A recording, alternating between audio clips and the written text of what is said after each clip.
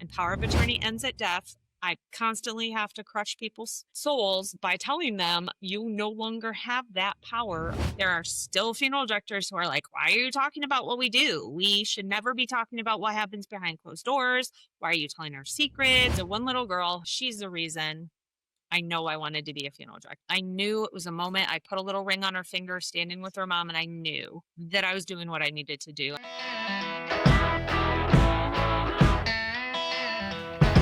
All right, Kari Ickes, welcome to Tales from the Shift. How are you today?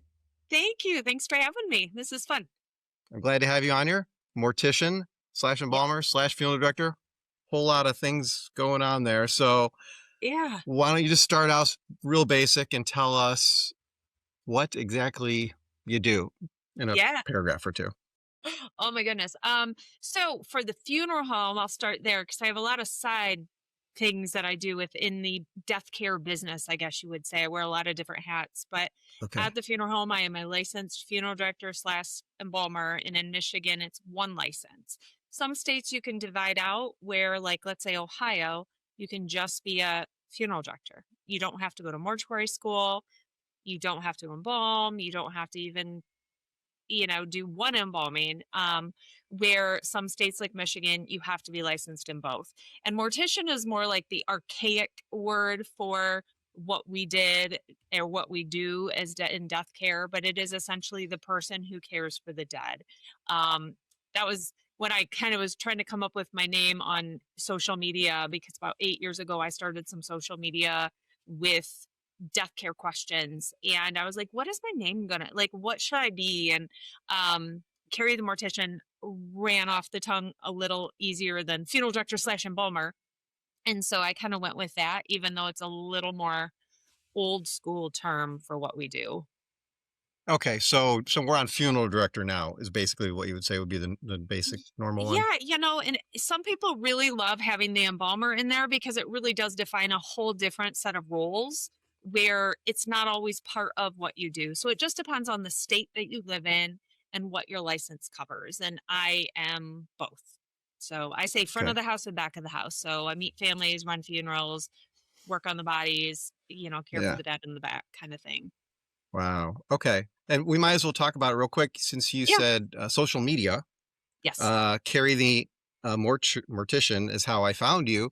Yeah. Why don't you tell us about your YouTube channel? Yeah. So about 8 years ago, I think I'm in my 8th year of doing social media, kind of in a lull, kind of needed to reinvent myself without realizing that's what it was, but didn't want to have a whole new career path per se. So kind of threw, as I call it, like throwing wet noodles at the wall and you see what sticks. And I tried to do some social media stuff, and it led to just more questions and answers and more videos and me diving in basically to my passion and kind of reigniting it, and me educating myself more. I realized how much you're constantly learning, especially within death care, just because there's new things every day, there's new things happening within the disposition realm, within the chemicals we use, within all of it. And so constantly learning. I just learned so many new things a couple weeks ago when I went to a fluid company on site to do some training, because I'm the new spokesperson for a Champion Fluid Company, which was one of the embalming chemical companies. And I didn't realize how much I didn't know about embalming chemicals until this and learning. And so I think that the social media was a way to really educate myself but educate the consumer at the same time. Wow. Okay. So as a so first of all, how long have you been a funeral director? I've been licensed 24 years. I've worked in a funeral home since 2000 or no, since 1994. Sorry. So a hot minute, let's say. More of my life than I haven't, which I think when you're younger and, like, let's say you're 20, you don't realize what a 24-year career licensed looks like. And you don't realize how young you feel when you get to that 24-year mark. I think I always thought, oh, I'll be near retirement. And I'm in my mid 40s, and so it's wild to have so much under my belt, but so far still to go, I feel like, in terms of knowledge and just to do and things that I want to accomplish still. Yeah. So how did you personally get started involved back in '94? Not different than a lot of people's stories from that era. Needed a job, worked at a funeral home.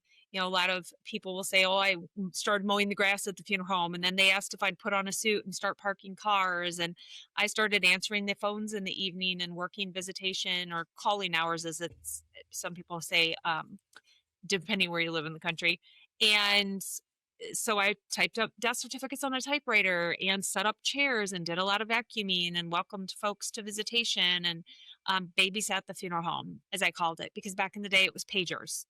And small town funeral directors who couldn't just sit in the funeral home 24/7 needed to spend time with their families and go out in the real world and do their own thing, but someone had to answer the phone.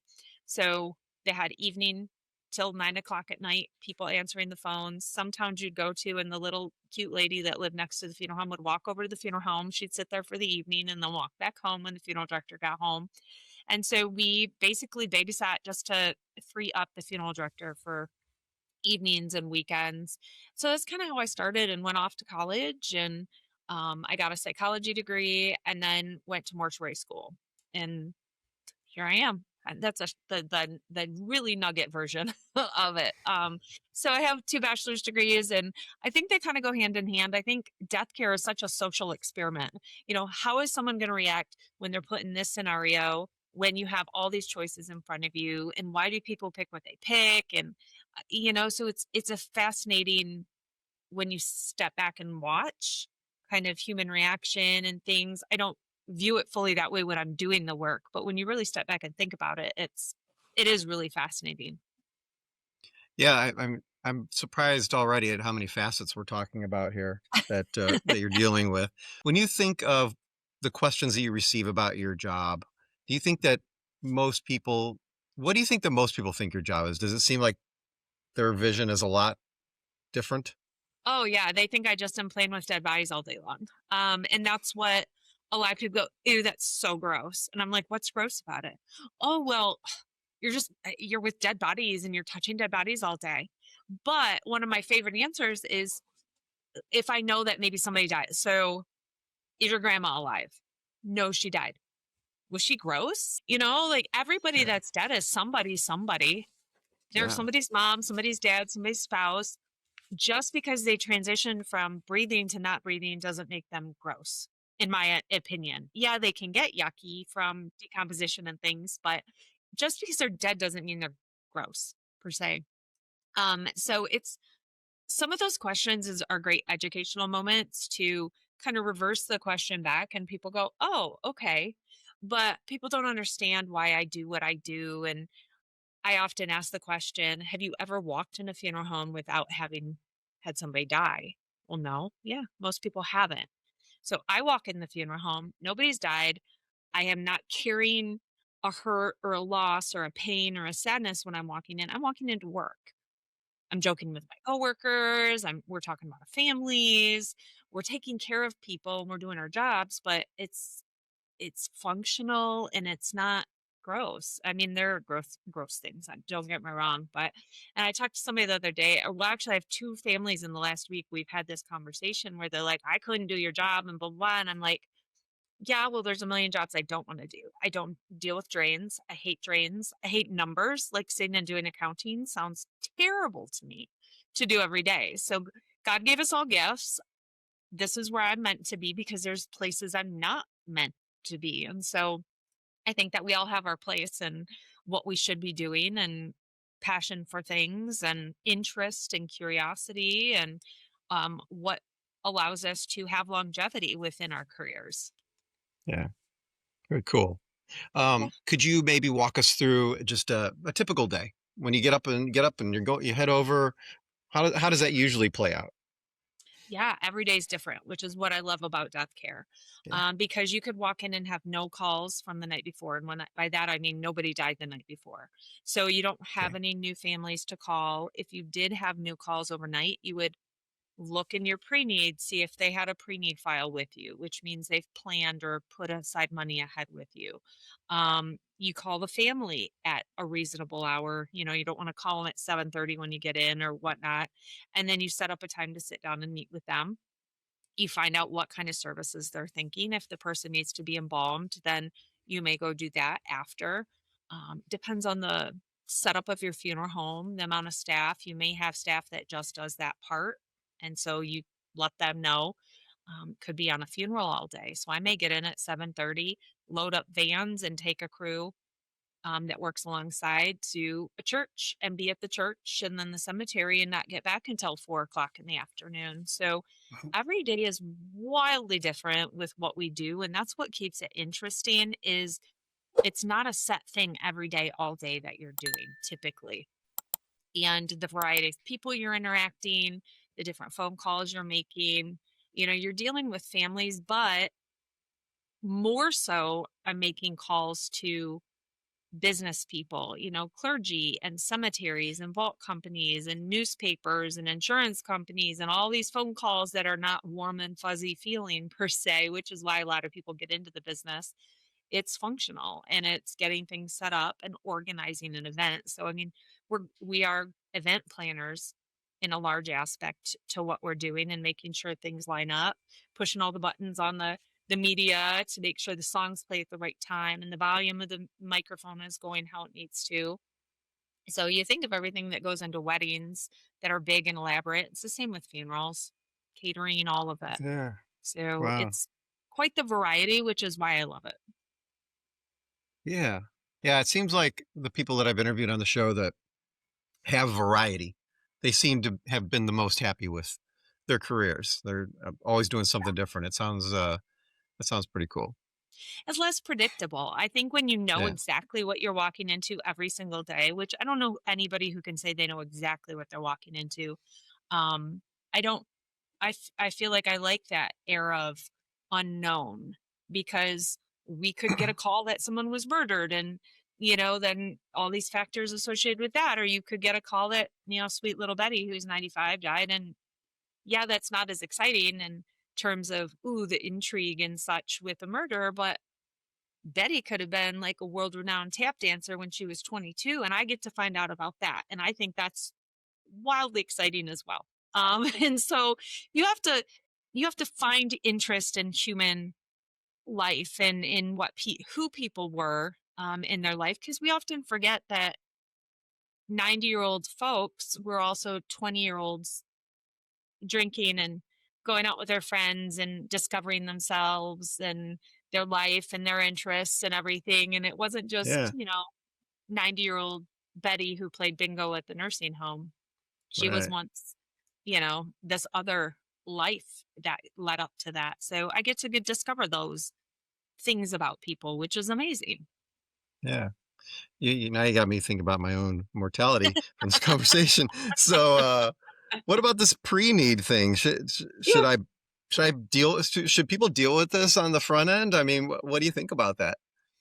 It's so, and it sounds cliche, but it is the greatest gift, one of the greatest gifts you can give your loved ones, because your children want to honor you most of the time, depending on your relationship with your family.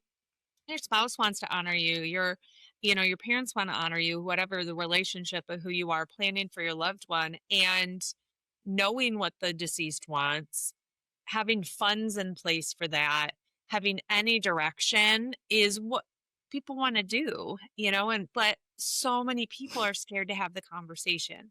Like you don't want to go over to mom and dad's house for a family dinner and go, okay, we're all here. So, hey, let's talk about what we all want when we die and what we're going to do. And mom and dad, like, where are your important paperwork? Like, dad, where's your discharge paper?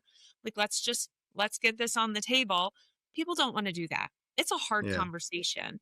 It's a good conversation, but it is easier for you to be like, hey, Carrie, can I come and make some plans for you? Then they're made. I can tell my family, hey, if something happens, call the funeral home. They've got the start to what I want done. Whether it is the financials that are in place, which can be a great cost savings to your family if you lock them in earlier in life. And that's a whole nother rabbit hole to go down. But just getting some of your things in place is helpful. Even if it's just getting your poop in a pile at home and having paperwork in place, or all your passwords to your computer in place, or your Yeah. life insurance information readily available. You would not believe how many folks come in and say, I don't know if mom had life insurance. Can we look that up? No. There's no central life insurance database where I can type in mom's name and it's going to tell me if she has any life insurance, because life insurance Yeah. companies want to keep your money as long as they can. So the less information you have or it readily available is better for them. Yeah. There's no central database that I can go in and just print off dad's discharge paper. So there's different things. The more you have together, the more accessible it is for your family, the easier the whole process goes. So, get your stuff at home together and then go into a funeral home to pre-plan, or even helping just to select the funeral home maybe you want to be at is amazing, because you may live in a community that has a little bit larger area and they have 4 or 5 funeral homes. Maybe you have one you really like you've been to them all because all your friends are dying and you've decided, I really like this one, but your kids just look up in, the yellow pages, which there's not really yellow pages anymore, I don't think, per se, and they just pick one. And it's the one you really didn't like, but you never conveyed that information. So it can be a little or it can be a Right. lot of information, but anything is better than nothing when it comes to that for your family, I think. Yeah. Well, especially if you did this pre-need thing and you didn't convey that, and now you've prepaid for a place that you end up not at. Right. Well, the the thing about pre-need, I will throw this in there. If you don't fund that funeral home. The funeral home is never holding your money. So you should never be writing a check to the funeral home when you're pre-funding. Your money goes into a third party, either into a trust or into a life insurance. It is always your money. You're going to pay taxes on that trust until you die because it's yours. Insurance is yours to use anywhere you want. Same with the trust. So essentially, you've started an account for yourself through a funeral home. They connect a contract to it. With that funeral home only is the locked in guarantee of those costs if it's paid in full. Okay. And Okay. so if you move, people often ask, oh my goodness, because we're in Michigan, we get a lot of snowbirds, a lot of people that go to Florida, Arizona. And so they're like, well, what happens if, we retire out there and we end up moving there and we die out there? Great. Your policy is still there. Your trust is still there. That funeral home can cash it in and care for you out there. We don't have to be part of it at all. And that's okay.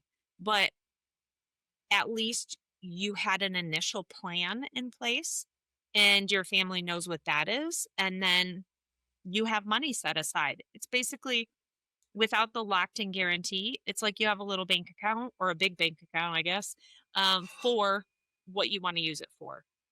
And so your Okay. family, because plans change over time. When you're 70, Yeah. what you might want to do is going to be wildly different sometimes than when you're 98. And so your Yeah. family may do smaller services or go from burial to cremation, and the money is there to use towards whatever you want. Okay. Do any funeral homes have like a cooperative, I don't know, agreement with each other? Like, are there any connected? You mentioned the snowbird thing. I was just trying to Yeah. picturing something like that. If it's a corporate funeral home, you might. And a lot of funeral homes may be owned by like a corporation like an SCI or North Star, where one company owns all these funeral homes across the country and they have different names to them. There's some like Dignity is another one, and they're typically have Dignity in the title on their sign, but there's some that you may not even realize are corporate owned, but that may, like, let's say someone dies down in Florida and they had a policy up here, they're going to honor what we have because they are a sister company through the corporation. So Okay. there may be something like that, and depending what kind of services, someone may just say, okay, we're going to honor what that was because we're not losing out, as long as they're not losing, covering their costs. That's what a funeral home is going to worry about, is that there's enough funds to at least cover their costs and then go from there. Hey, quick time out. If you made it this far in the video, then you must like it at least a little bit. If that's the case and you want to see more, then please like and subscribe, and I'll keep bringing you this content. And it helps YouTube figure out that people actually like this, and they'll send people this way, and we'll grow with your help. I really appreciate that. Thank you. Is there anything you can think of that someone on day one, they're now a mortician or slash Yeah. funeral director, and and that would make them quit? Like, I'm out here. On day one, I Anything mean, that could have, so what is kind of startling to a lot of people is someone may go to mortuary school. They've never actually gone to a funeral home. They've never seen a body. They had a warm and fuzzy or something and they signed up for mortuary school. They're going to have very limited body work at mortuary school sometimes. And then they go off to work at the funeral home and they walk in on day one and, maybe they see their first autopsy or their first organ and tissue donation body, something like that might turn them off. They might walk in the first day and have a baby or a child. And that's big emotions right off the get if that hasn't been something they've been privy to during an apprenticeship or schooling or anything. So those kind of things that are big emotion or kind of grosser bodies, I guess you would say, or more deconstructed bodies might be too much. Or maybe maybe their boss was not as nice in the interview as they are in person or something. I don't know. Or yeah, vice versa. I mean, like yeah, that's why most people quit a job is not so much the work itself, but it's the environment. So who knows, yeah. that Okay, is always a okay, possibility. But okay. How about scars, injuries, tattoos? Is there anything that you carry as a result of being in this? I've never gotten a funeral related tattoo. I have I'd have to count. I think I have 12, 13 tattoos, but none of them are funeral related. I have one for my niece who was killed, but not per se because of the funeral business. Um, I always taught an analogy that I came up with a while ago. I'm pretty good at analogies. Sometimes they make amazing sense to me, but not as much to others. Is kind of what we carry that you don't really see. So the movie The Green Mile. I don't know if you've ever seen it. Tom Hanks and I always say it, Michael Duncan Clark or Michael Clark Duncan. I don't remember which way it is, and how he kind of breathes in the darkness from people. He breathes in sickness. He breathes in the heavy stuff and then eventually he breathes out this big cloud of dark. And then in the Mm, end, he says, I'm just tired and it's okay. It's okay for it to be done because I'm tired from all of it. And I have goosebumps. Just that scene where one day I thought of that and I thought, gosh, this is a funeral director moment kind of thing where yeah, each family we breathe a little in each moment we're kind of take on what we can off the family and off the yeah, family the close folks of the deceased and try and carry the load for them and try and take as much pain from them as we can but I'm not saying it transfers all but we do carry a lot of heavy things um with us and we have to figure out the way to release them in a healthy way and in a way that doesn't affect those around us at home. We're not becoming alcoholics. We're not raging when we get home. We're not, being angry and taking things out. So it's finding that kind of balance. Those are the things I would say. It's more what you don't see. Um, so I don't know that there's scars. I did crack my foot once moving a casket. Like I swear I broke it. I don't know, but it still hurts 15 years later. Um, but I don't know that I have any other like scars per se. yeah. So yeah, so it sounds like, first of all, it sounds like if you're an empath that it might be a rough career because I think you would start to carry probably too much from people. Do you think that it would be useful for a funeral director to have a psychologist that they see? I think it could be good for some folks. Um, if that I think talking is good, having someone to talk to. I don't always think a therapist works for everybody, and I think that's okay. And I think it's a wonderful thing if you find the right person, you're open to it. I mean, I've had therapists I've gone in and said, "Yeah, I'm Carrie," and they've introduced themselves. I sit down, they're like, "So, who abused you when you were younger, your mother or your father?" And I'm like, "What? What?" Like, that's our opener? Huh. This isn't going to go well. So I've had some really bad therapists and didn't last very long. So I think therapy can be good in with the right person, and I think it is good to talk to people. I find myself gravitating towards, like on WhatsApp, there's a group of like 10 of us that are all funeral directors from across the country, and we just chat about everything. I've found, and I think that's through my social media, I've been able to connect with these pockets of funeral home personnel and people who understand death care. And I think that's some of what the social media has been for me, is therapy for many years, that I can share some of my stories. People ask questions. It helps me understand what I'm doing and the role I play, whether it's educating consumers, whether it's taking care of the deceased or families, whatever it is, it's helping me understand a lot more, and a way to kind of off put some of it by sharing about things. I don't share about specific people or anything like that. I try and maintain good privacy with what happens at work, but I think it's good to talk to other people, because it is hard, I think, for people that are not within the death care business to understand what that is even like, how you deal with emotions. I was talking to a woman the other day, and she was a nurse, which nursing and funeral directing and cosmetology all are kind of in this weird little circle. That I have a lot of nurses that are on follow me on social media, and cosmetology, because they're all interested in the same roles. And so you get, oh, I'm a cosmetologist, I want to come do mortuary makeup or whatever. And ooh, I'm a mortician, I think I'm going to go become a cosmetologist. Same with nursing.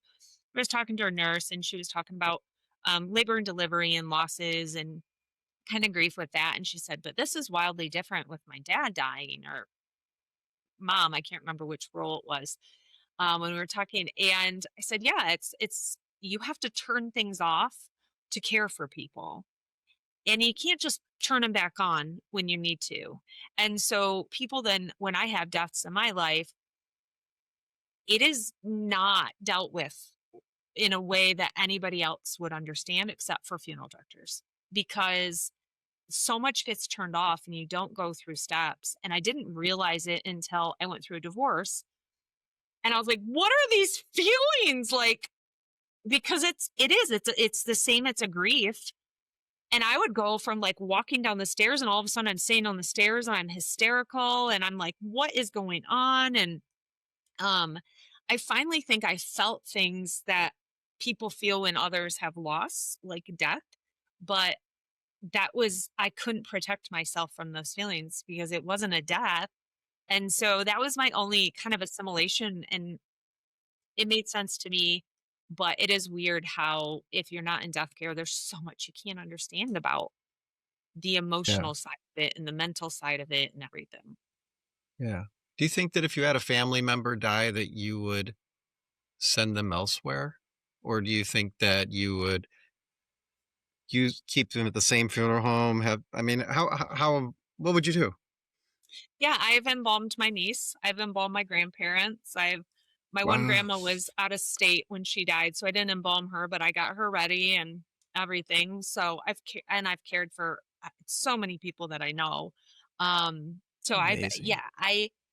it's one of those where I don't want to regret not by passing on that moment. And so, and Yeah. especially I'm a yes person, where hey Carrie, can you do that? Yes, I will. I'm already overextended, but I'll figure out how to do it.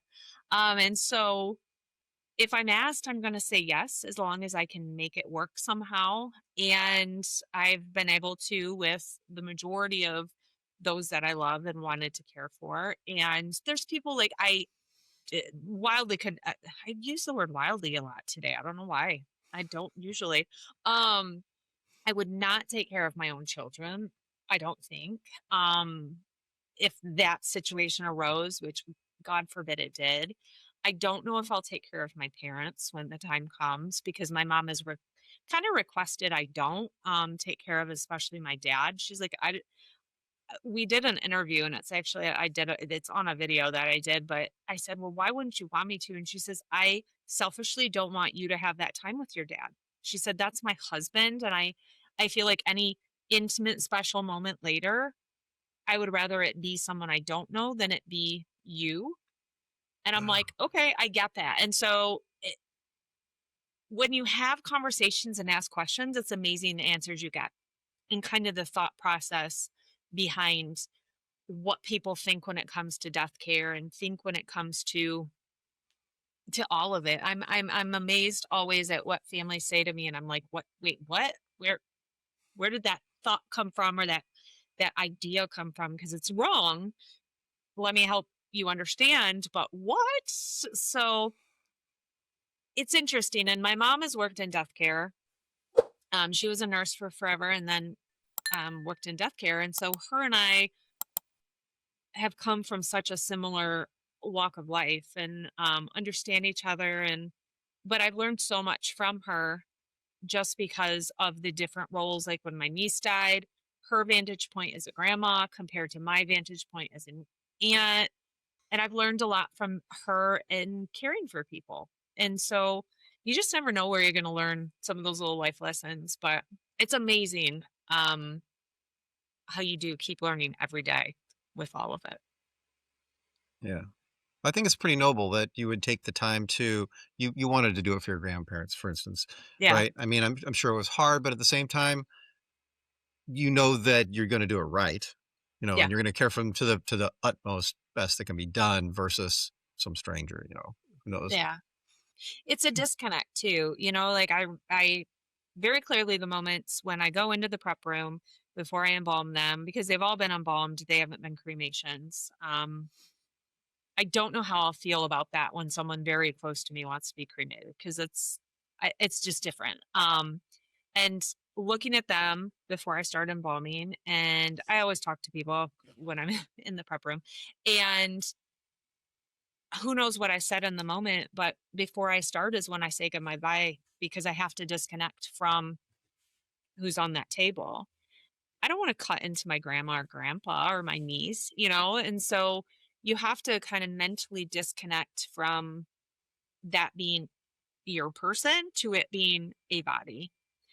And you don't really ever reconnect, I feel like. I never really have. I don't go to the cemetery. I don't go visit graves because that person is not there. There's nothing there but an old shell that has died and we're laying to rest. And so this disconnects happens. And that's kind of you don't understand it unless you're in it doing it, because Yeah, you just can't. You can't. It's just very different than anything else. yeah. Do you think that for yourself, you would be cremated or embalmed and buried? What would you choose and why? Um, I want my family to do what they want to do. But if it was fully up to me, I don't want any of it at all. I just don't want to die.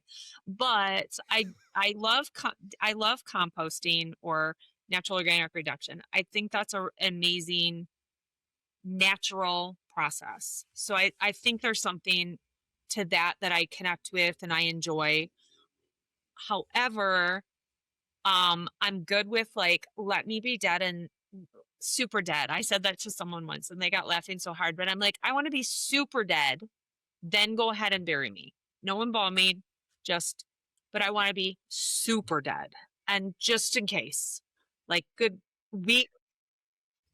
You just okay, hold on a second. I have myself down for cremation, and you just told me one of the things I'm actually afraid of, that they screw Yeah. up and I'm not dead yet. So is that what you're saying? You're like, I want to just make sure, give me a Just week make to sure. chill out. Yeah. Just make sure. Yeah. When it comes to people worrying if they're going to be still alive, or anything, that nothing happens instantly. We get a lot of folks who'll be like, "Oh, did you cremate dad yet? He died 2 hours ago. Like we've just got him back." But they think that if you say cremation, they're going right to the crematory. That's not the case. There is a waiting period, several days, got to get paperwork in place, all of it. And so that's not going to happen instantly. Embalming is going to happen within, you know, 12 hours would be ideal. We don't check with EKGs. I get that question a lot. We don't like hook up to a heart, anything to make sure. People are just very clearly dead. Most of the time. And yes, there have been like 2 incidents, I think, in the last 5 years in the US where someone's woke up at the funeral home. and specific medications they were on. Just, it just led to that. It comes up in the news once in a while, but these are like in areas of the world where there's not as much maybe medical care. They do go from the home to the grave pretty quickly. So I think there's some very isolated incidents, but it's everyone's nightmare. Oh my gosh, I woke up in the crematory, in the chamber. Nobody could hear me, and I got, I'm going to get cremated alive or get buried alive. And so it is a very common fear. Um, and so I think that stems a lot of choice of, well, I don't want to be in the ground. I want to get cremated so I know for sure I'm dead, or I want, just all these ideas, which is wild. Yeah. Guess I should have asked this question earlier. You mentioned mortuary school. So Yeah. how long is it? Where is it? What's it like? Yeah. So there's different ones. There are standalone mortuary schools that you do everything there. There's ones that are intermixed within a community college. There's ones that are inside large universities, like Wayne State University in Detroit has a mortuary school, large university. You've got, let's say, Worsham College in Chicago, outside of Chicago. It is a standalone school. And then you have community colleges um, that they just have programs within them. So you can go, the said and done, it's about 4 years. So if you do your prerequisite classes at a community college or wherever, and then transition to mortuary school, the mortuary school itself is going to be about a year, maybe 5 quarters. And then you do an apprenticeship, which is typically a year as well. So you have about 2 years prereqs, 1 year school, 1 year apprenticeship. So it really is a 4 year process per se. You have national boards to pass, and then you have to pass your state law boards as well. What I've loved about it is it's kind of a hands-on and college based path. I don't love sitting in class and learning in school like that. That's just not how my brain works the best and my attention span. So I liked the very focused schooling of it being something I had interested in, but then you learn more hands-on in labs, and then in your apprenticeship, that's where I learned more, was through that avenue, because it was practical, hands-on. And so I think it's a nice mix of both. But there's mortuary schools in, so like 30 some in the I don't know the exact number. There's not one in every single state. So, but there's quite a few, and a lot of them have online programs now, which has become very popular to do online schooling for mortuary school. I think you lose something by not being in person and being with your classmates and being at labs, but every mortuary school doesn't have labs at it. You have to find a funeral home to do your hands-on work at, which I didn't know. When I went to mortuary school in Cincinnati, we had a lab. So we went to lab, and that's where we, learned embalming. And I didn't know that every school did not have one until I started visiting more schools a few years back for social media. And I was like, well, where's the lab? And they're like, there isn't one.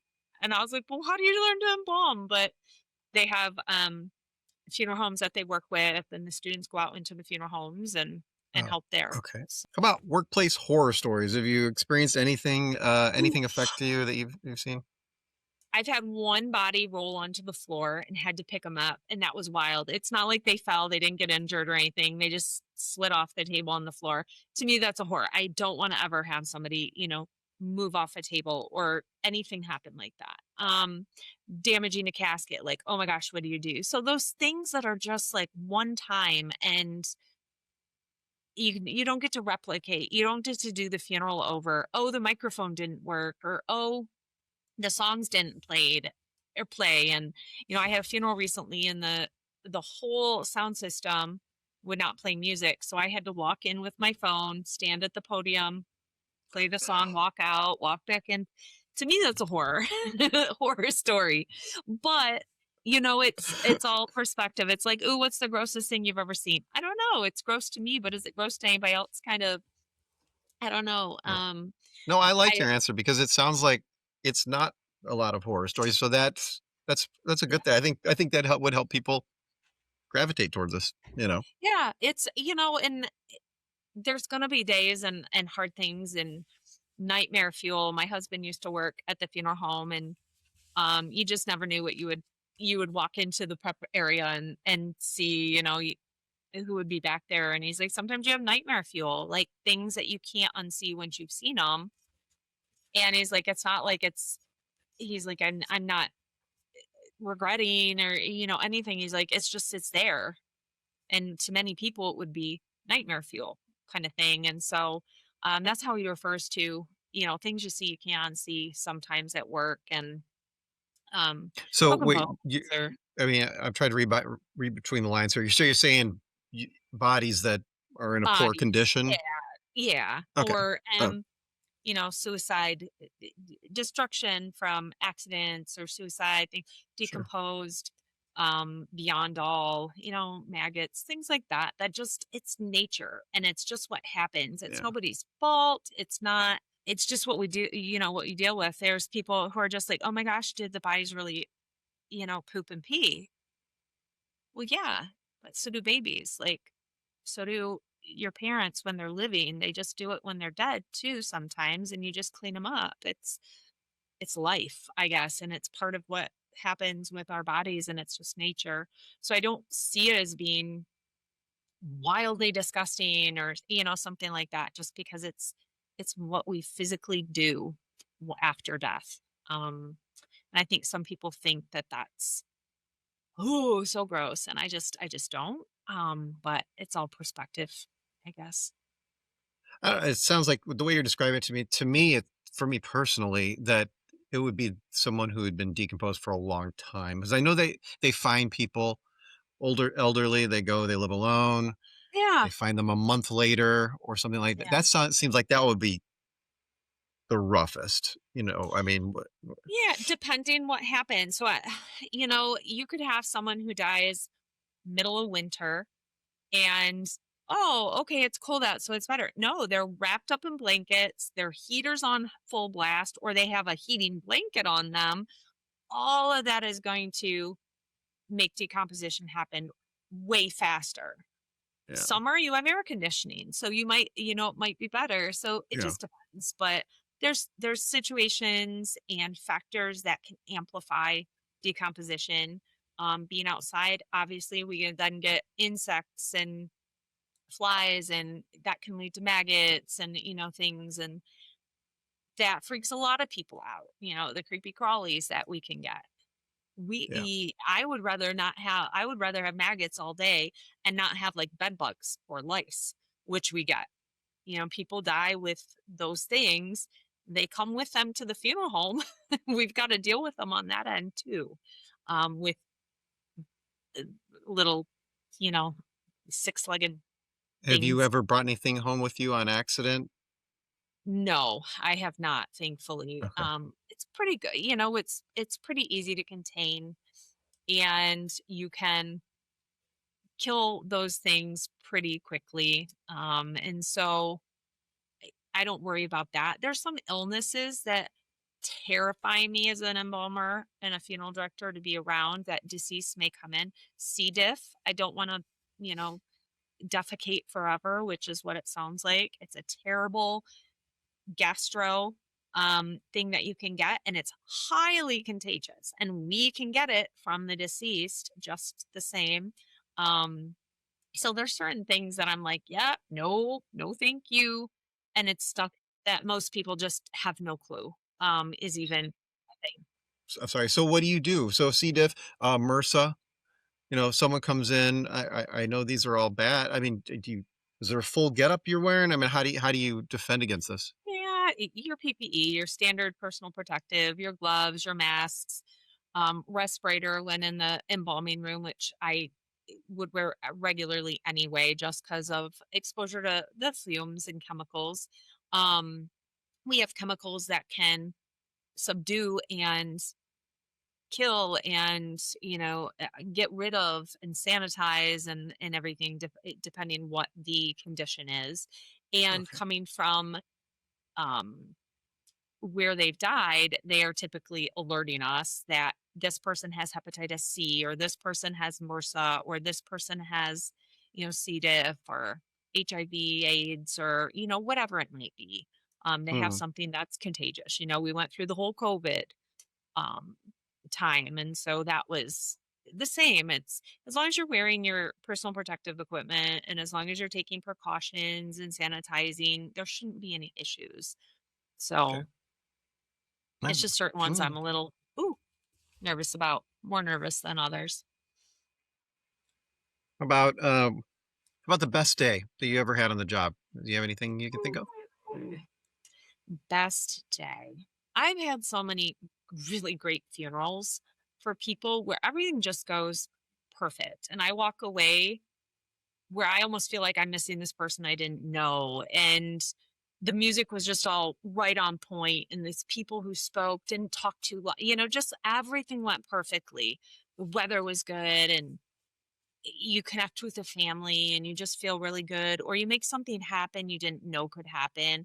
Where maybe I've had a couple where they've been gentlemen, the couple, and they have hardly any family, nobody local. We don't have a discharge paper.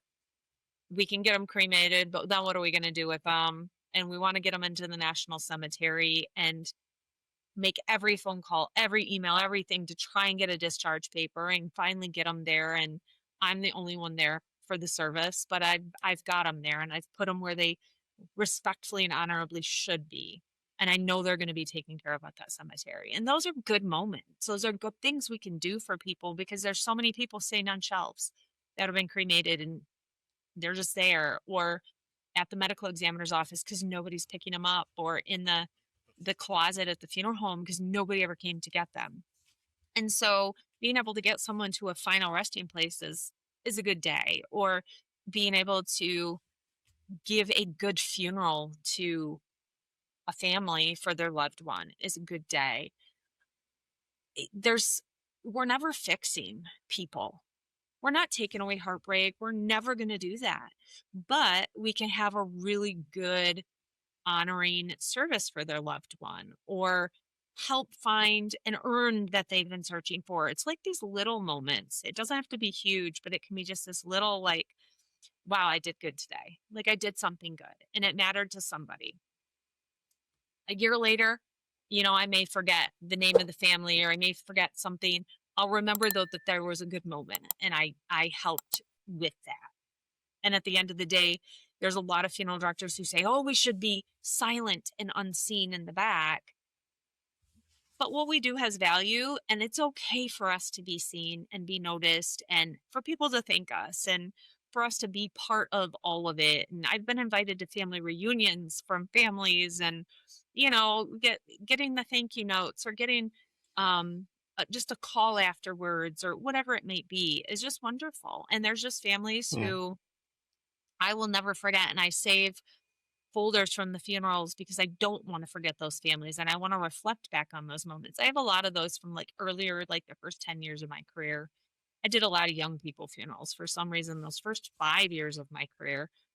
Every one of them so important to me. There's one cemetery, the one little girl who's like, I kind of say like she's the reason I know I wanted to be a funeral director. I did my apprenticeship a couple weeks in and I took care of this little girl, and I knew. I knew it was a moment. I put a little ring on her finger standing with her mom, and I knew that I was doing what I needed to do. And I just was at the cemetery where she was buried a couple weeks ago, and I walk over and I go, and I'm not a grave visitor, but I always walk over and it takes me back to a moment that I think was really important to me and in my life, and just giving her a little respect, and seeing her grave and stuff, and realizing how long ago that was, which is wild. But I think it's good to look back on some of those moments to remember Yeah. why we do what we do, or to remember feelings. And sometimes it's looking back on the errors we made and remembering, we got past that. I learned something from it, and we're not going to do that again. But I think it's good to remember all of them, the good and the bad. Yeah. Wow. That's very Yeah. touching about the little girl. Yeah. You made me think of the song Eleanor Rigby about or talk basically in the I'll put the words on the screen in the edit here, but basically about she dies alone. And so Oh, it makes me wonder how many times you see that it is a person by themselves. um, right now I'm at a higher volume funeral home, so we see a little bit more. Smaller towns, you don't see it as much. I think when people need care because they don't have family around, they may move towards bigger cities where there's guardians and things where out in smaller towns, I don't run into that as much where they don't have anybody. But it is becoming more common. I think that we're seeing extended family as the next of kin, where people didn't get married and they didn't have kids and they don't have that lineage of a next of kin. So we're dealing with nieces, nephews, or brothers, sisters who are also 90 and then their kids are coming in and or very good friends. And so it's good to understand ahead what your legal system is in your state for death care because we often will get a friend who says, "Oh, well, I'm going to take care of them." Okay. Do they have family? Well, there's maybe a cousin. Okay, that cousin is who has to be here. They are the family. You are a friend. You don't get to just pick what happens to this individual unless you have the proper paperwork in place. And power of attorney ends at death. Cannot stress that enough because I constantly have to crush people's, you know, souls by telling them you no longer have that power of attorney. Um, but it is a lot more often we are finding either from fractured family or just a lack of family that friends, neighbors, pastors, someone is stepping in to help take care of somebody. And where it matters is the financial because if the person didn't have any finances, then what happens? Then nobody wants to step in sometimes. Then they're unclaimed.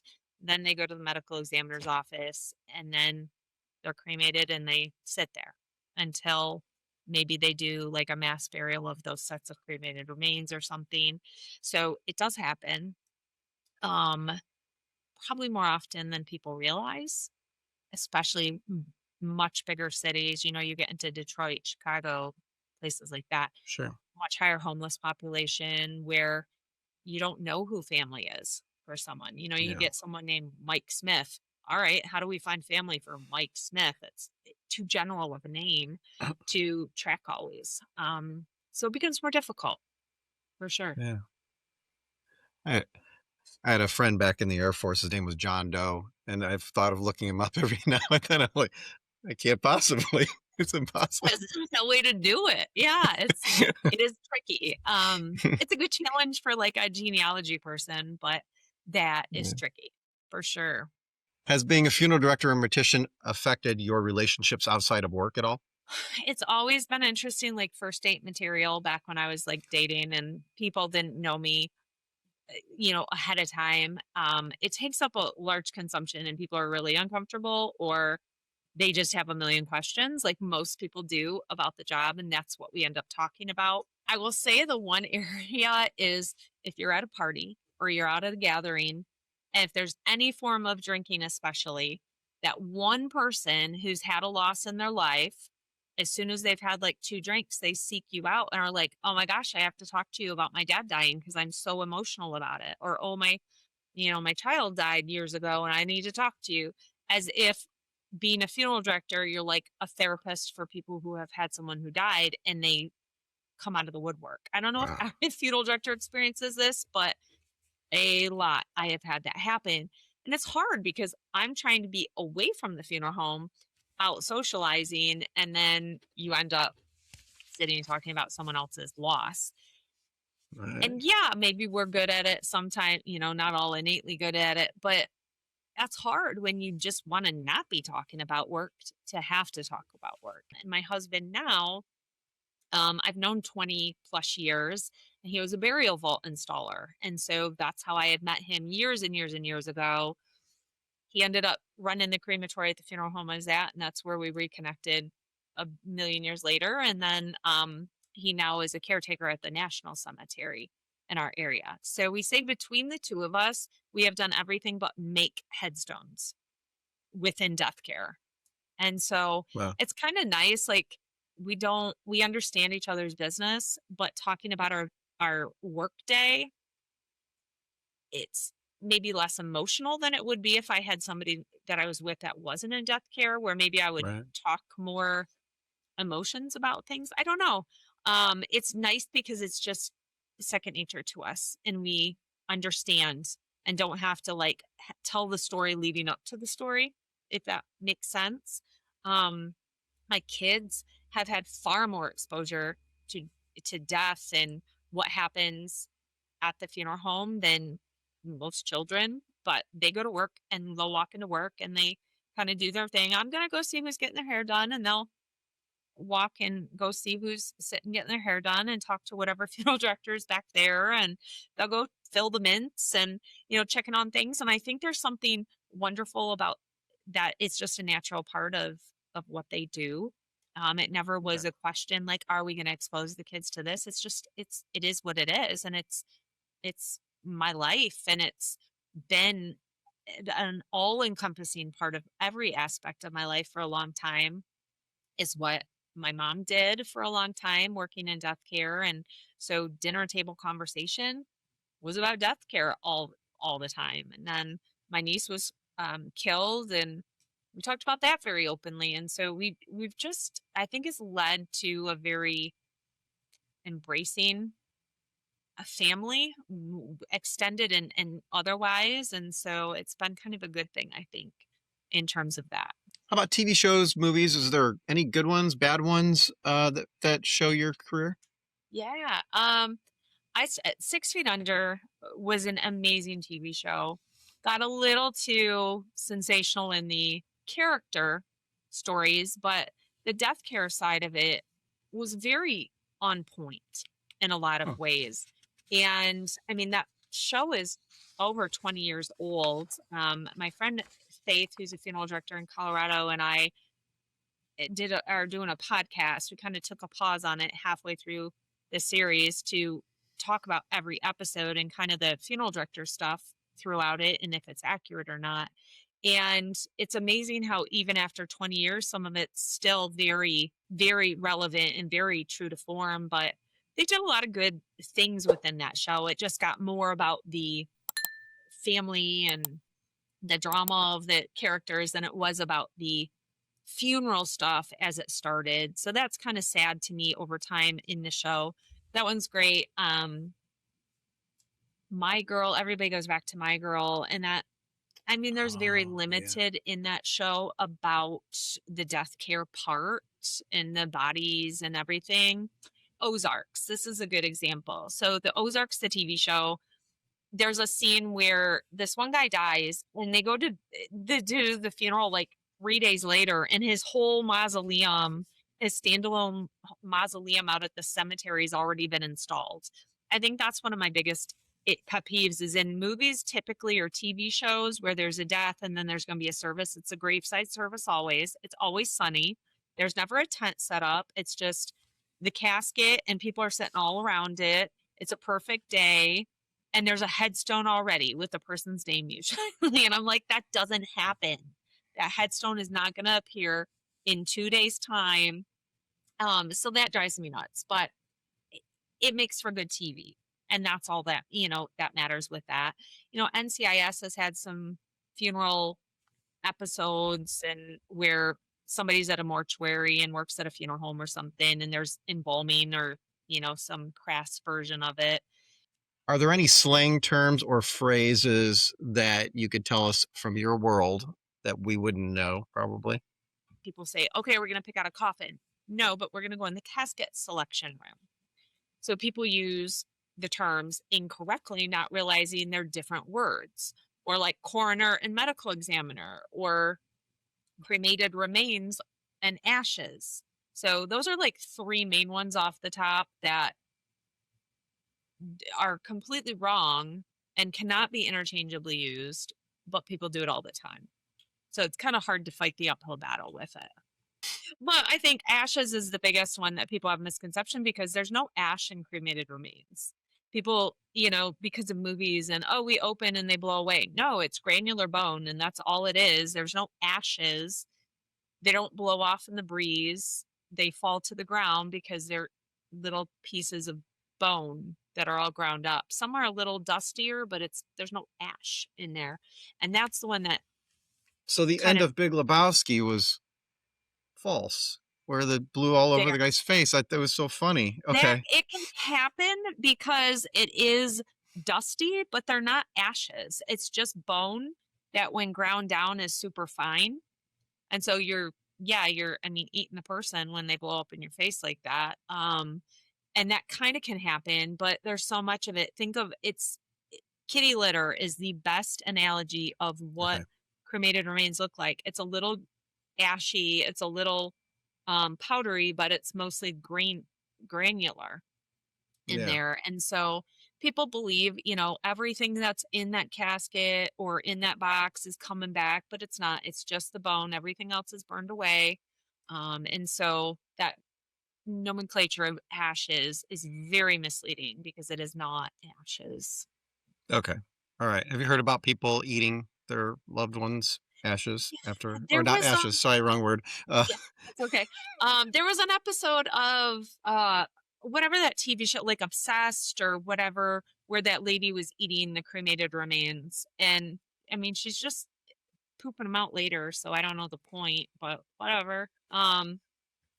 Everybody says Keith Richards snorted his dad's cremated remains, like you would cocaine. I don't know if that's true or not, but I've read a lot about it, about that actually being factual, um, which would hurt because it's bone. I feel as if that would rip up your nasal cavity and not feel great. But A question from Sharon Kent. She was a prior guest. She was a critical care nurse. And oh, she okay. is asking, if a body is in an awkward position due to rigor mortis, how do you physically manage that? It's called breaking the rigor. So that's maybe a term that sounds terrible, but it's not. So rigor mortis sets in after about 2 hours. It's gone after about 48 because all it is the proteins and things in your muscles binding up. And so it looks like it's going to be forever. It is not, because as those muscles deteriorate, it's all gone. And so if an arm is kind of locked like this, you just have to bend it. It's really stiff, but once you bend it, it gets loose. We're just unlocking the muscles that are bound because it's not the bones, it's just the muscles. Now, there are exceptions where the body gets into what's called like a cadaveric spasm where it locks up. So it's typically a very sudden, um, traumatic death, like a car accident, sometimes happens in drownings, things like some strangulation, where the hands may lock and we cannot get them undone because it's the bone is locked, not just the muscles. Um, Otherwise, if you just slowly move against it, everything opens, and then Okay. you can manipulate and do the arms and legs, and you want to do that anyway because it's going to help your blood flow when you embalm and everything. So Okay. All right. All right. Next question. Rebecca, which is my wife, would like to huh, know if you've seen anything paranormal. I have. I love that question the most just because I have. I've seen at the funeral home, I've seen in my home, three different homes that I've lived in. So my husband always says I'm open to it. And so that's why I have more experiences. I will not say it's ghosts, but there's things that I have seen, experienced that I can't explain, which is what paranormal is. Um, the funeral home that I'm at the most now, I think, is very haunted by something. So many things are seen and doors opening that are locked and just sounds and stuff. Nothing that's scary, but I think there's things that are there. I've always believed that spirits don't come in with the deceased. I feel nothing when it comes to the dead that come in, but a lot of funeral homes are old houses. They're old farmland, they're old, burial grounds could be on them. Who knows? There could be graves under the parking lot when it was, an old farmhouse. And so I think that there may be activities from that more so than who comes in. However, I was talking to one funeral director, and I've had a few other female funeral directors say the same thing, that they've had experiences where they have interaction with what might be children at home, where shorter, they see things shorter, they hear kids' sounds or whatever it may be. And I was telling this one field director, I said, I just don't think anybody's ever died in my house, because these were in my house, and I had multiple experiences, like child crying in my ear, somebody crawl up on the bed onto me like a little kid would, and opening my eyes and there be nothing there. Um, and he said, if you were a kid and you died, you may not know, and your spirit may not know what to do. I don't know that there's like a training for your spirit at some point as to what to do, but he's like, what if that spirit does come with a child and they're looking for somebody or something, and there's women and there's moms? What if they connect to the mother and they end up going home with you? So like you talked earlier, going home with you, that's kind of the thing. And I'm like, that makes the most sense. I don't know if I believe that's what it is, but I had never had anybody kind of throw that out. And I was like, huh, that's interesting. Like, I hope that kid got to where they needed to be eventually if that was the situation. But yeah, I've had a lot of visuals at, my husband had a house before here, and we still have that house. At the house I'm at where somebody died, I'll see like people and things, which sounds crazy, but I don't know what it is or who it is or whatever. But there's definitely things that happen, and I'm not scared by any of them. I've never there been nervous or anything. It's just startles me. Yeah. So yeah, definitely things have happened that I've experienced. Wow. Very interesting. All right. How about this? Hot take. Is there anything that you believe as a funeral director that a lot of other funeral directors might disagree with? Oh. Yeah, I believe in educating. I believe in talking about what we do. I know that's not a wild, but this is something, just because it's what I've done for a while.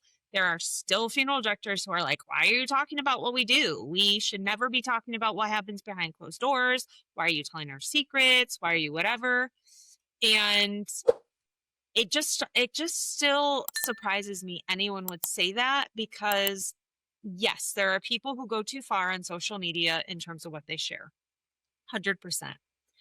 But why will we not take opportunity to educate on what we do that highlights what we do, that highlights the compassion we have and the time we take? And we have people that question what we charge or why we charge things, or don't think we should get a paycheck, I think, altogether sometimes, by some of the comments from people.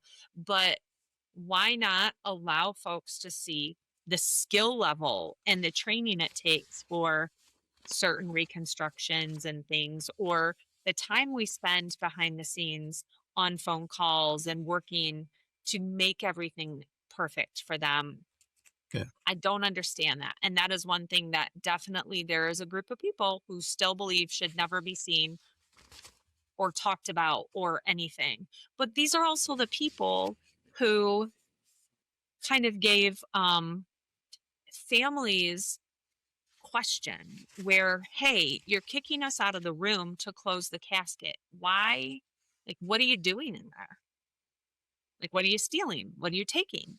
What are you doing to mom? Are you taking her out of the casket? Is she really in the casket? Like, why can't Nope, you need to leave.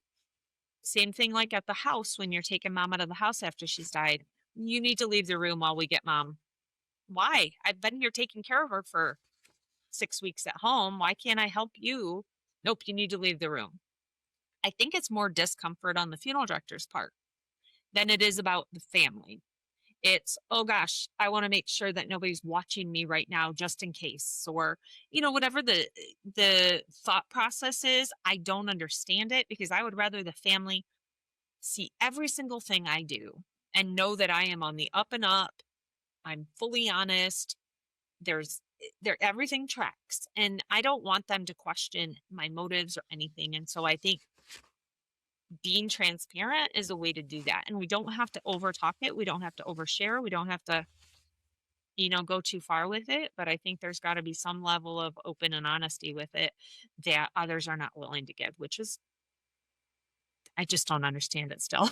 So not Yeah. the answer I'm sure Well, you thought, but yeah, I just no, don't no, understand. you may so people have said these things to you, or they've just said, So they much. So really? much. Oh, so much. Just because of the social media, keyboard warriors, everybody feels like they can share without it being, and I just saw that comment on someone else's 2 days Okay. ago in like a Facebook group for funeral directors, and exact same thing. They're like, I don't understand why you think you need to blah blah blah. And the person was like, why not?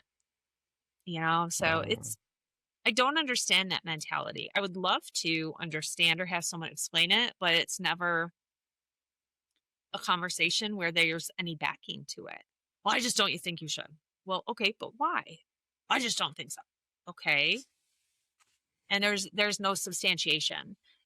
I'm open to understanding and open to learning both sides, but if the other side can't bring me any information, then it's like, okay, whatever.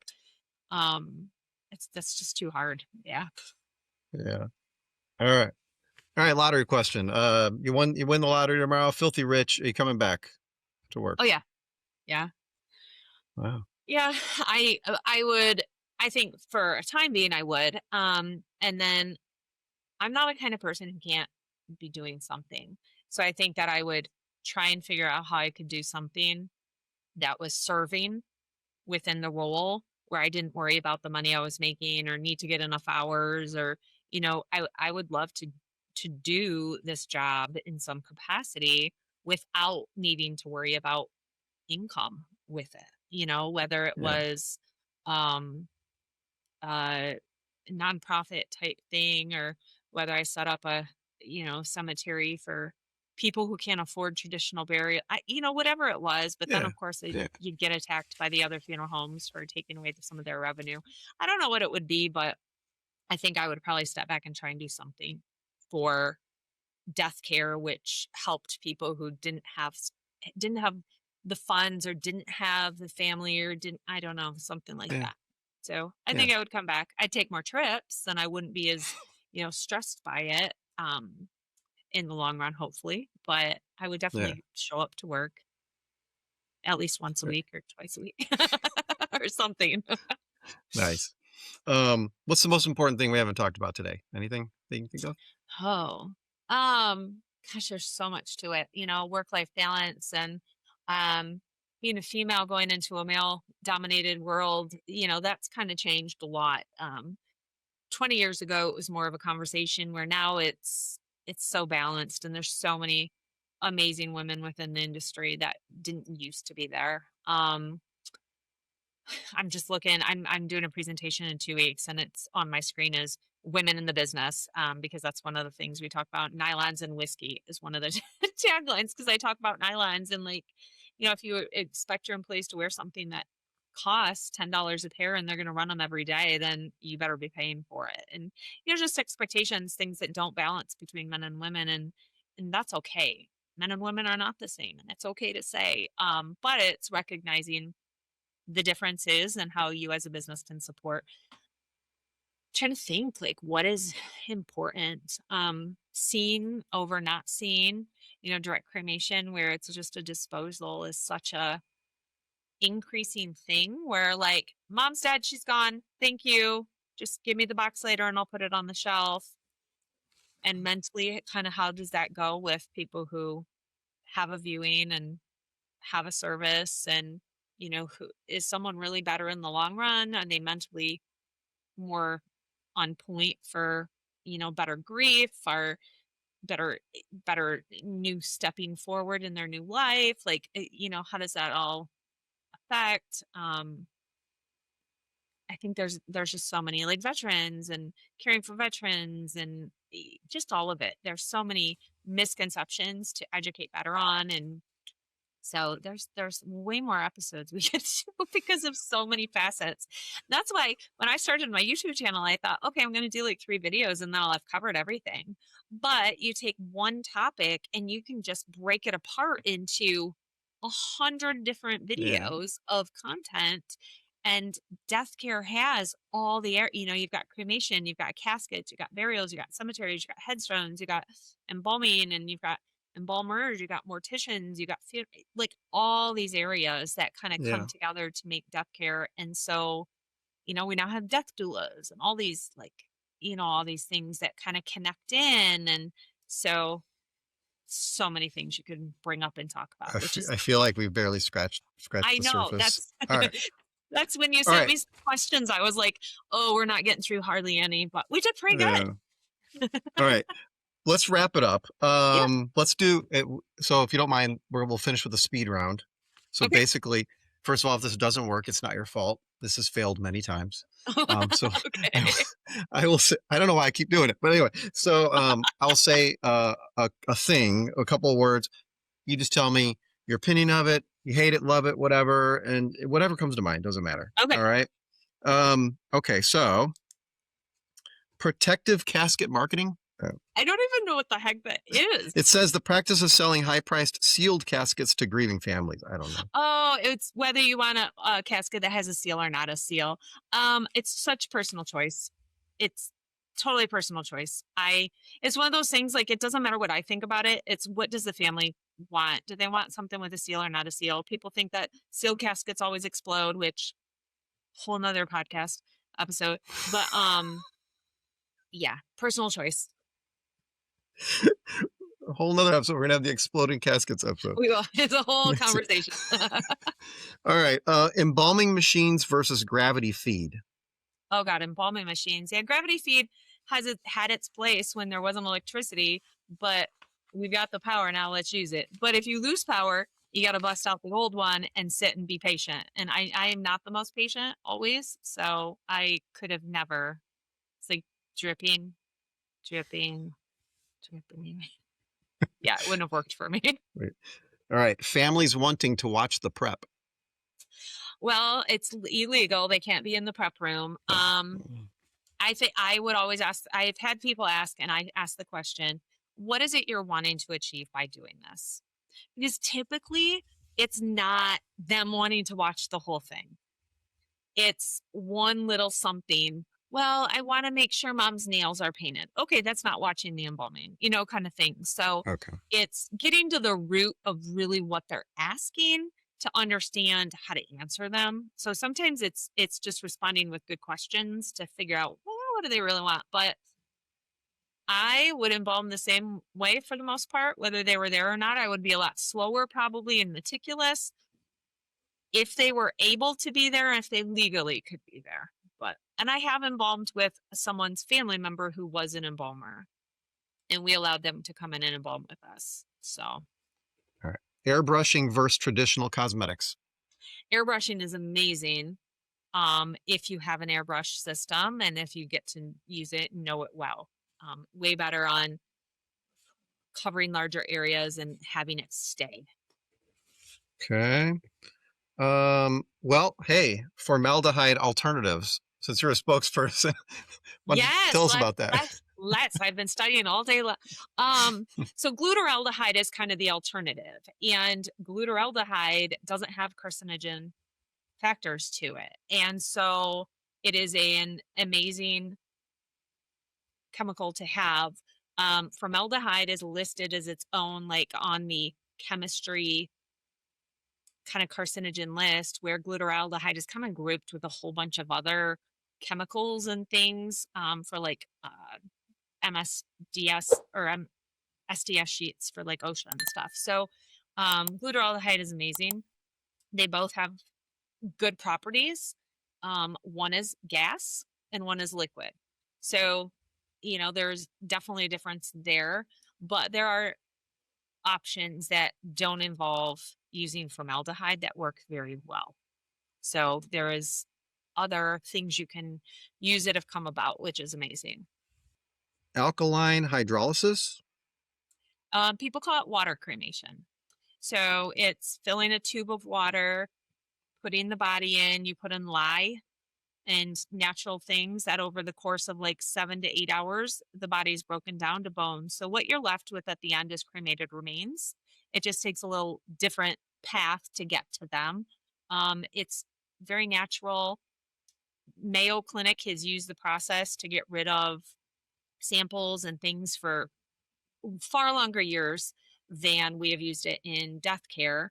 However, it's very hard to get it regulated in your state because of the EPA and the offput that comes out of it, which is very sterile and highly nutrient rich. Like tree farms have called it liquid gold because taking that and putting it out on tree farms is amazing because of the nutrients. But it really confuses people that you're flushing mom down the toilet kind of thing, which you're not. So it's misunderstood, but it's a great process. So back, we did the composting thing before. You said Yeah. that the composted people are useless to trees, but maybe if they wanted to be useful, they could do this path perhaps, and their juices end up over there. Or They kind of could. They kind of could. They could go be spread. The composting, yeah, there's just no nutrient in the compost. You could go out into the woods. The liquid gold or, the effluent, or I think it's called effluent that comes off. You could, I don't know who's going to take it. Like a human is not going to, like a everyday person, I'm not going to load up get drums of mom's liquid offput and take it where, in industrial, where taking out for the tree farm and stuff could. So I don't know that legally a family member could bring them home in that part of them. And most places aren't going to encapsulate that. It just goes down the drain, just like embalming, all the water and everything goes down the drain. So I think there's a business model here that there's a business model here. We can exploit sell this. it. Yeah. All right. Would you The smell feel on your like Betty clothes. or John today for your fertilization? Sorry, go ahead. It's terrible. The smell on your clothes. Oh, yeah. It's yeah. Even with embalming, I smell it more now. I think my hyper after having baby sense is crazy, so I smell everything. Sticks in your hair, decomposition smell is fat soluble in the air, so that fat sticks to everything. Hard to get out, but yeah, it stays with you All right. Restorative surgery as a gift. as a gift. I don't know. It says the emotional reward of giving a family a final peaceful image. Oh, so it's just restorative work on the person. So it's great. It's not as common as people think because there's people who go to mortuary school and that's their goal is to be just a restorative artist. There is a very small little pocket that you would be able to be employed just as that. And I mean minuscule as just Okay. that. So it's not like we have bodies coming in with their heads crushed like every other day that we need to do advanced restoration. So Okay. I was yeah. picturing like getting a chin lift or Oh. No, like, they've always so wanted. you've got cancer and we have to cut off a part and like fill it and make your face look like it was never there, or even a big bruise or a hematoma that someone fell right before they died, like an elderly person. Or so it can be advanced, lots of restoration or minimal restoration Okay. where they maybe just had a cut or something, or part of their head's missing, or depending what it is. So That's it. That's the end of it. All right. Thanks. it, Great speed round. Fantastic. Okay. It worked. See, that's why you keep trying. Kari Ickes, appreciate you being on Tales from the Shift. Thank you for Thank you. spending your afternoon with me. Thank you. Of course.